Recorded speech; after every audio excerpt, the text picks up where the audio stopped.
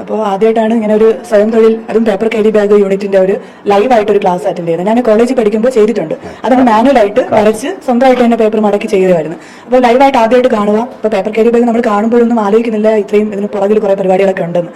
അപ്പോൾ എല്ലാവരും ആക്റ്റീവായിട്ട് പാർട്ടിസിപ്പേറ്റ് ചെയ്തു.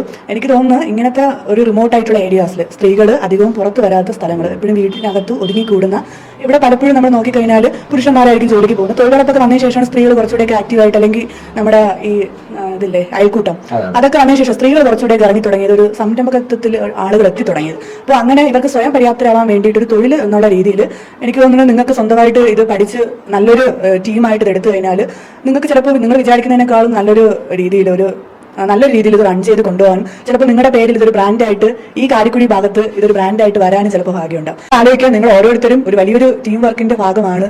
നിങ്ങൾ ചിലപ്പോൾ ഇത് സക്സസ് ആയിട്ട് കൊണ്ടുപോവുകയാണെങ്കിൽ നിങ്ങൾക്ക് തന്നെ ഒരു ഐഡന്റിറ്റി ഉണ്ടാവും, അല്ലേ?